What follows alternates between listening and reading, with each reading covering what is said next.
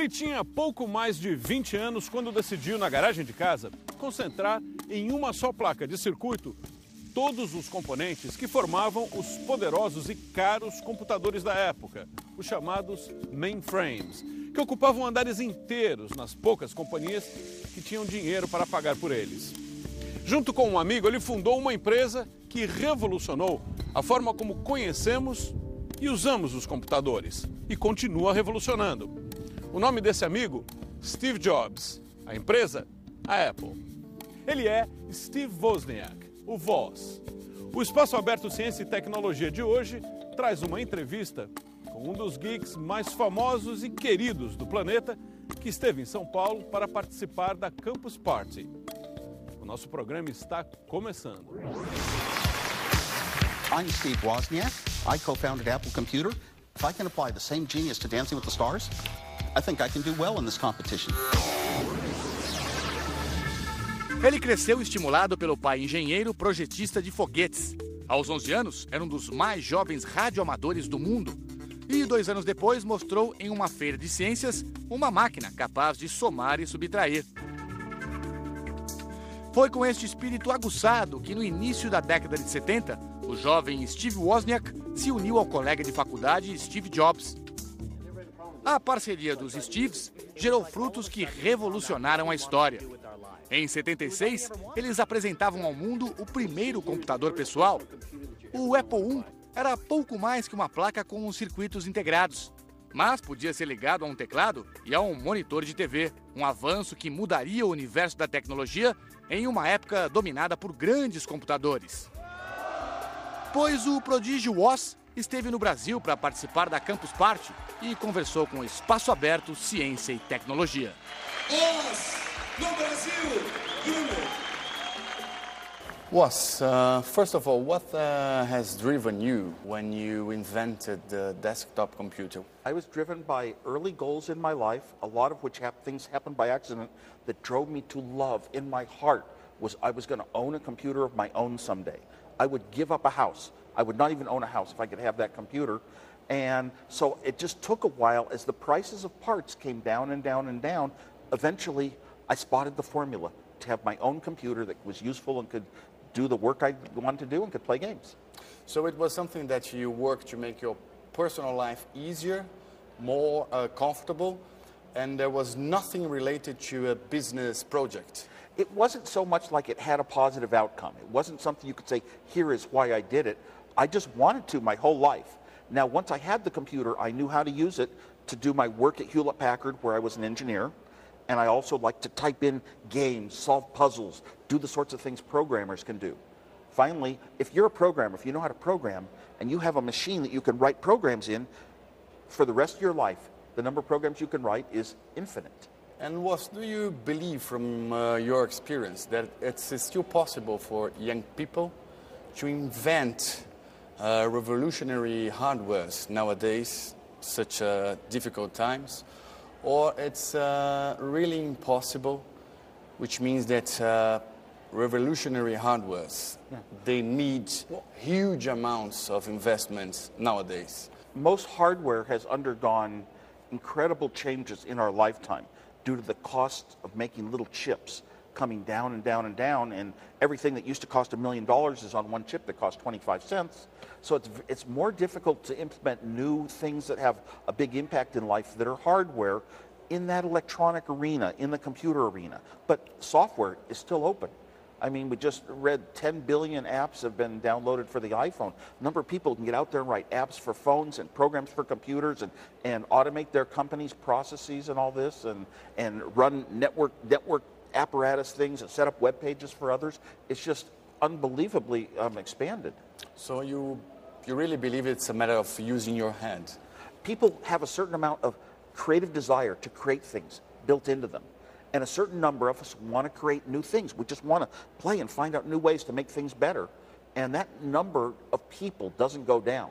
It's just that how it comes out is maybe limited and channeled by the environment of the day. In today's environment, a lot of the creativity comes out in places like Facebook. I'm going to set up my appearance, how I look to the rest of the world, which videos I chose to show, and which songs I say that I'm interested in. So the people that put a lot of time that it means a lot to them are very, very creative in that sense. And even the game players, we all know that game playing develops your mind for strategies in life. What is the key element for a successful business in our days? I mean, making a massive investment in technology or in people? What would your choice be? That's a very difficult question to answer because words technology and people have many, many different layers of meaning. If you're going to start a company and you want your company to be successful, that usually means it's going to make money. But to a lot of us who are young and pioneers and creating the new stuff, we just want to change the world and we don't care how much money the company's in. We want to be known for having made a successful company that kind of goes on, changes things in a way that continues. And the trouble is, to have a successful company, you'd better have good people. The other people are the people who are going to use your product. I think you should put all the effort into understanding those people that are going to use your product, program it, build the hardware in ways that naturally come to human beings. The human must be more important than the technology. And most people would agree with that statement, and yet very, very few products, very few companies seem to follow that philosophy. Em 1981, em pleno sucesso da Apple, Woz caiu pilotando seu avião e tratou a amnésia causada pelo acidente com muito videogame.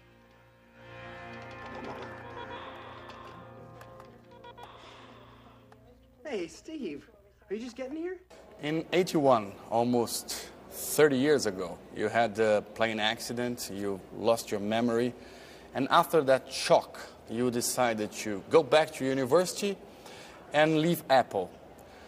Was that the most difficult period of your life, and in what way it has changed you, the way you are?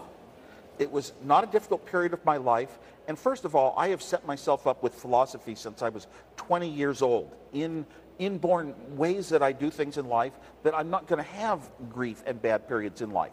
Nothing could ever give me a bad period in life that would give normal people bad periods, or it would take an awful lot.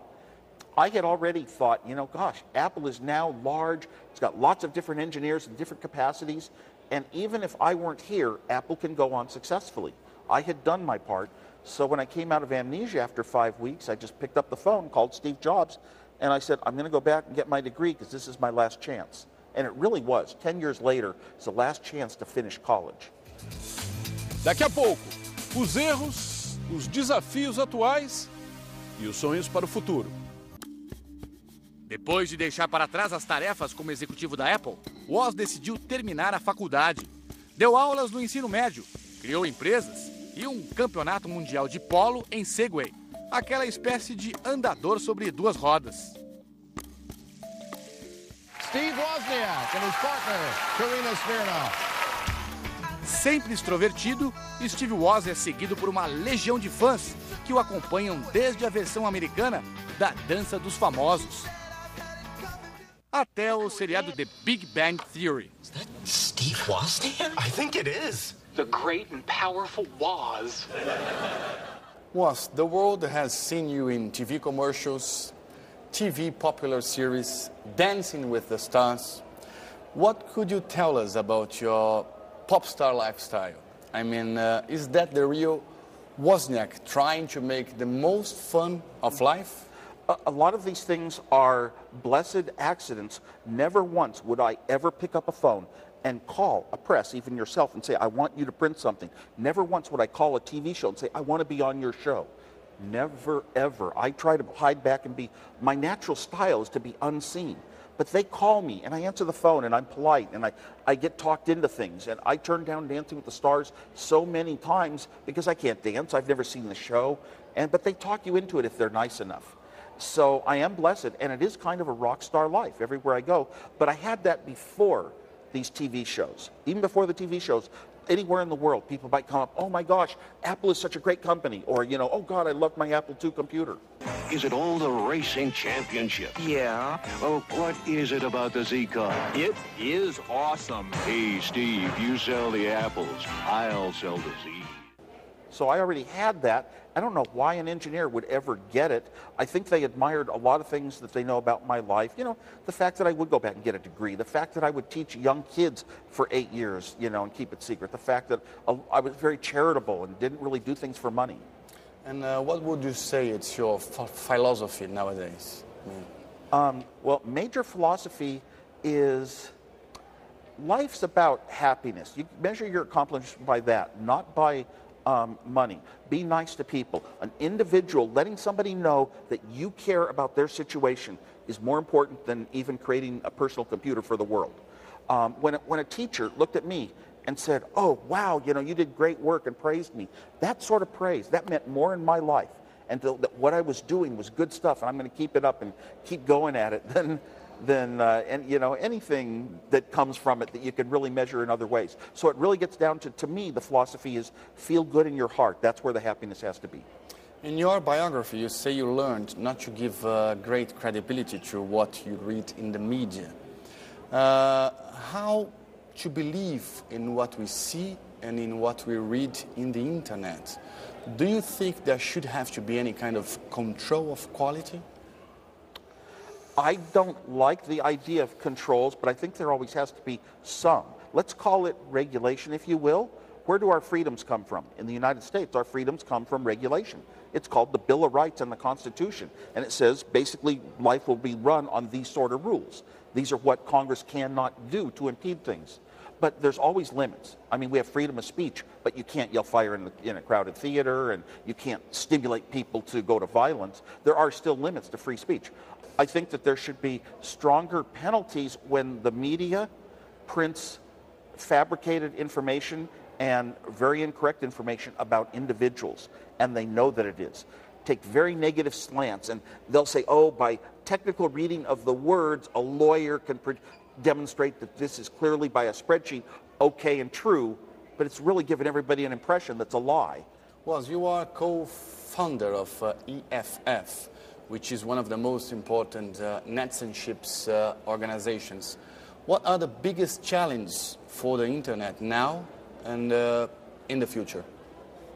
There are a lot of individual challenges on the internet, and usually it runs into the gamut of either the government or large companies trying to manipulate and regulate what users will get and see in their internet experience. And I'm for just, it should be totally open, it should be as free. When we first discovered the internet, it was, oh my God, I can get to anywhere in the world for the first time in my life at basically no cost. And I can actually share information with other people far away. I can put up my own websites. And now we're getting told that maybe people who pay money will be able to get their television channels to me a little bit faster than somebody who didn't want to pay the money. Let me choose. Let me say, I want all these TV shows, and great. If I can only see one at a time, let me choose, you know, which one gets the preference. No, the internet neutrality it's called, but it goes deeper than net neutrality. And basically, I am on the internet, and you don't get in the way, you don't blockade, you don't focus and become a content provider and decide what I'm going to get to on the internet. Are you a big fan of convenience in terms of technology on the market? And if so, would you say convenience is the key element of Apple's success? Apple got a reputation for making easier to use products than other people that were sort of more understandable to a human with eyes and fingers over time. And to this day, Apple's really setting the tone for that, changing a lot of our cell phone experience and now the pad experience, and by presenting it in ways that are basically more convenient. Look, we care about quality. And all my life, music, you got hi-fi, you bought hi-fi systems. The higher the fidelity, the more the fidelity from the low frequencies to the highs. They were all reproduced equally. And then all of a sudden, MP3s came along, and quality was out the door. We didn't care about quality, we cared about the convenience. And that's what the modern computer era, the internet era is all about. It's how easy and quick can I just get something by almost no action at all. Was Steve Jobs the guy who did the iPhone, the iPod, the iPad? Would that products have happened without him? Those products were already happening without Steve Jobs. There were a lot of music players, MP3 music players. Very low amount of songs on expensive media compared to today, or the mini disc from Sony where you had to record your own. And Apple really got the formula right. So really what Steve's contribution is spotting when the formula is right for the masses. And he very often says, not for the techies who understand everything, but for everybody to use, the same as a Walkman. How do you make a device? And there was the iPod. So Steve was very, very responsible for that. Would it have happened without him? Well, Apple has kind of a good culture, but I think back in those days, Steve was certainly the most important person to guarantee. You know, if you have a normal company, there might be 10 important executives, each vying to have certain features on something. It'll come out cluttered with features. We don't do that. That whole idea of simplicity and convenience is it does what I want and not much more. And that's a balance that Apple's very good at finding. And talking about Steve Jobs' health, do you think that, I mean, for whatever reason, if Steve Jobs would not be at Apple, would the company be as capable as able to produce the kind of products it's producing? Oh, the analysts talk about this over and over and over. And the last time Steve had a health problem, they made it sound like they kind of all agreed that Apple would not be the same if Steve's gone. Apple goes down the drain. And this time, the same analysts are saying, oh, Apple has a good seated set of top executives and staff, and it will really go on the same for some time. So who knows what you want to believe. So what is the most important technology product you use in your daily life, and why? The most important is my MacBook Pro, which is kind of like the older, larger laptop, because that's the one that I usually prefer to sit down with at home or in hotel rooms, which is most of my life, and start doing my internet work, which is hours a day, and it's very important to me. When I'm in a place like a restaurant or an airplane, I prefer the iPad, and I use the iPad for the same things. And when I'm walking around, and all I have on me is my iPhone. My iPhone is great too. So each three equally. And what was your biggest business or technology mistake in your life? Yikes. At Apple, I didn't really make many mistakes. And looking back, I said, well, I could have done a couple things differently that would have really actually helped Apple. But I've started other companies since then. And I think one recently was called Wheels of Zeus, and we were going to make a little GPS-based telecommunications device that you could put on a dog, not have to charge it for a year, and it would always tell you if your dog accidentally escaped its boundaries, went where it wasn't supposed to. Or you could put it in a car, or you could put it in your briefcase, and you would always be able to find these things. And it turns out that I wasn't able to accomplish it. Technically, it couldn't make it small enough, cheap enough, long enough running on the battery. So it's something that you... So it's technically, it was unable to achieve the first goal. We took it into other markets, but... And is there anything that you still dream about inventing, or that you wish you had done it? Yes. For sometimes your longtime dreams, eventually in life, you become very associated with it. And one of those is photonics, where the photonics are doing all the logic in a computer. Basically, instead of feeding a battery into a chip, you feed in a light stream, and everything's being done with light, and light stream, a little fiber optic comes out, and there's no electrons involved. And that's, there have been a lot of experiments close to it, but it's not a viable technology yet. I'm also thinking that might apply to a new form of memory. The memory that we make the most of these days is not what you call memory in your computer, not RAM in your computer. It's the NAND flash chips, the type that you put into cameras. They're now popping up in what's called solid-state disks that make your computer a little faster. I'm working for a company, Fusion.io, that has the best formula of all. Put a bunch of them on a board, plug it right into the servers, hundreds of thousands of servers for all the big companies in the world, plug them right into the server and get rid of hundreds of thousands of dollars worth of equipment sitting there in racks, because it's so fast, it's not needed. And I'm thinking one thing is, this is a speed. RAM is fast. This NAND flash, the storage that we're replacing hard disks with, is slower. Hard disks are much slower yet to get access to. Well, I'm thinking, where can you get a type of storage that lasts forever with no power at all, just like your camera cards, but it's as fast as the RAM in our computers? And there are new technologies trying to get there, and they each have problems. And sometimes the problems are because they're trying to push electrons through crystal structures, or they're trying to push oxygen atoms through. Those things are big and heavy. What if you were pushing photons? What if you could store photons? So I'm hoping that some technology gets found by someone someday that photons are being stored in the chip, and you'll now have a chip that's so much smaller, so much faster, and zero power. You think it's going to happen? I think it's going to happen. I mean, I'm sure looking for any clues I can ever find to be a part of it. And how do you feel being an idol for, thousands and thousands, millions of geeks all over the world? I mean, you are here in Brazil. It's your second time here. And from what I feel, people love you. How do you feel about it? I don't know. You know what? You are who you are. You can't really change who you are. You can't change your personality very much. And people just like the things that I've stood up for and spoken out for. And I've remained very much a person, a populist person. I'm for the consumer and not the big, wealthy, powerful companies and governments and manipulators. Yeah, I'm always for people's freedom and how people feel about each other. Yeah, and I think it comes across.